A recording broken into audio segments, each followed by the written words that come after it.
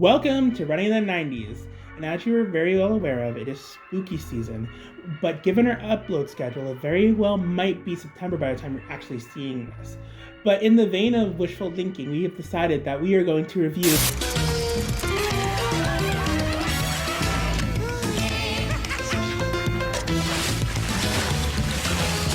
Lazy slime balls!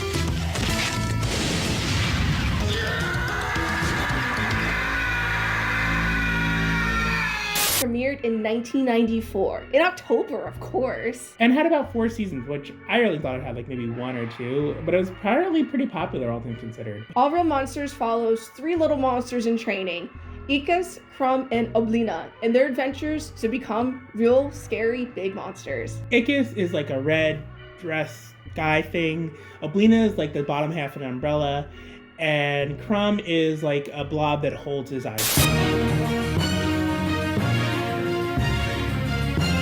Off with a Goonie-esque feel to it. It starts with depicting these monsters that we don't see, and they're not super important for the context of the story, sailing on a river of sewage until they get to an island where they find a treasure chest full of toenails. Later revealed that it was just a story told by the local librarian. But it is also revealed that those weren't actual toenails, but fingernails. And how did you know they were fingernails, Nina?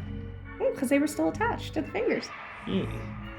Anyway, so we go to our trio who are planning on doing a scare tonight. So Oblina tells Ikas the address. For Greg's sake, I have only told you 50 times. 132 231st Street. Got it. And he tries really hard to remember it, but unfortunately fails and ends up at the wrong house. In that house, he comes across a human who is clipping his rather disgusting toenails and putting them in jars. And for those of you who don't know, in Monster Society, toenails are cold hard cash, or cold hard toenails, given the name of the episode.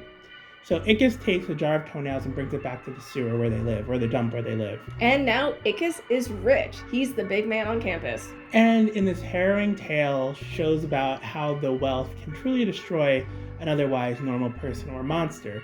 But anyway, it goes off to say Ikas buys him and his friends like exorbitant meals, an expensive new apartment, and anything him or his friend's heart desire. Ultimately, his close friends, Oblina and Crumb, actually end up leaving. Where they appreciate what he did, they didn't feel comfortable amongst all the money. Ikas, we are moving back to our old room, dear. Of course, it gets upset that he lost his friends, but he decides to move on. But kind of the luster of what the wealth gave to him at first kind of falls apart, and he's not really enjoying it without his friends. You're looking for my toenails! That's what you want, isn't it?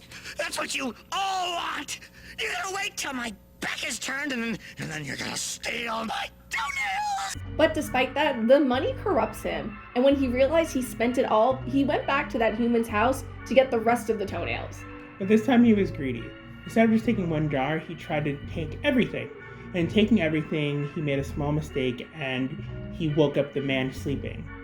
The human ends up chasing him down and out the door, but before he could catch him, he actually ends up tripping.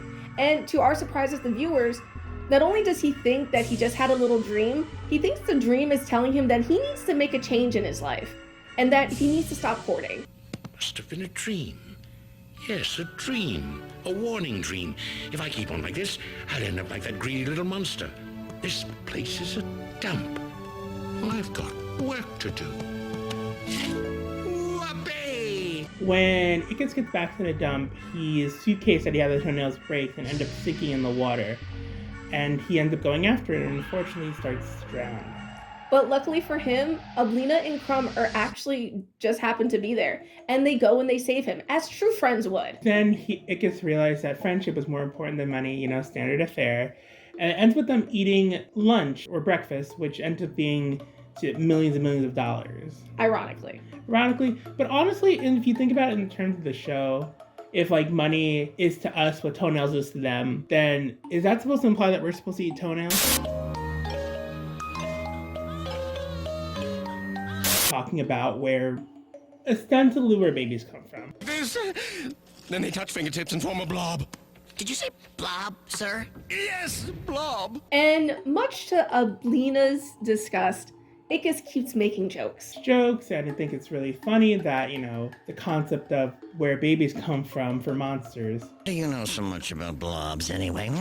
There are things I just happen to know a lot about. Blobs are one of them. into a helpful monster that has like requests for like other monsters to do things, which was probably explored in another episode that we didn't watch because we watched this episode, and we haven't watched All Around Monsters in at least 10 years, probably more.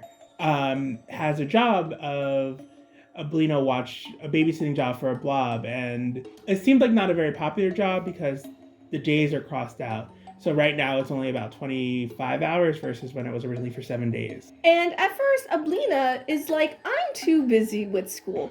But Aegis calls her out and says, I knew you'd back out. So much for knowing all about blobs. So Oblina, out of a point of pride, decides, I'm going to babysit this blob, and I'm going to do it fabulously, in true Oblina fashion. and at first, everything's going okay. The parents come, drop off their blob, which isn't moving at all, which, considering it's supposed to be a baby, sounds a little weird.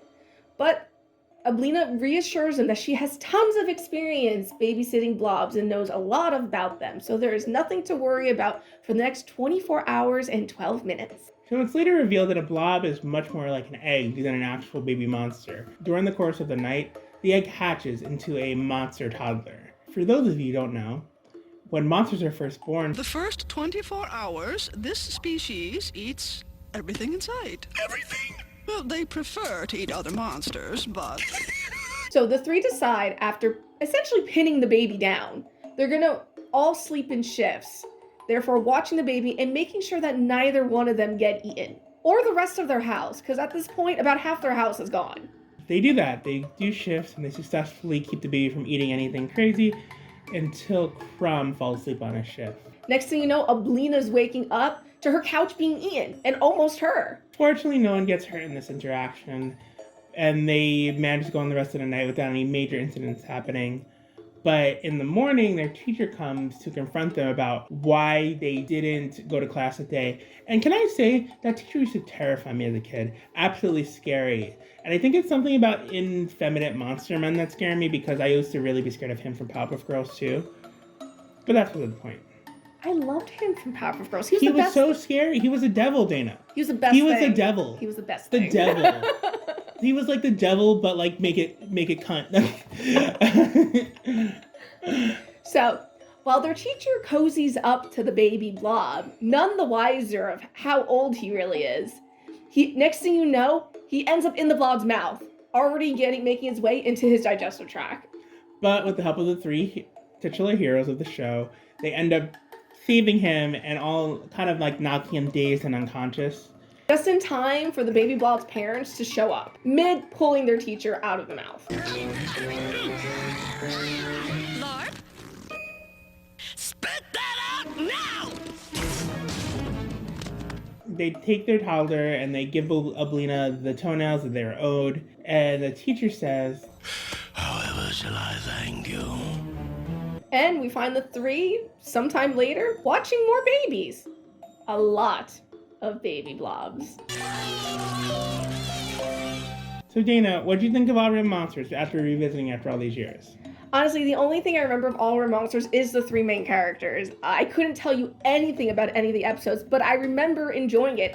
I mean, who wouldn't? It's a comedy horror. But then again, I love horror.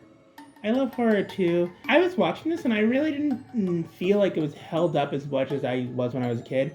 Was it a good show? Sure. Maybe we didn't watch the right episode. We didn't watch an iconic episode. We just kind of picked this at random. I was like, wow, this is not like how I remembered it. So I really used to enjoy the show. But I could see as a kid why many might think it's scary considering all the monster designs and their sort of terminology they use. Happy Halloween, everyone, and we'll see you next time.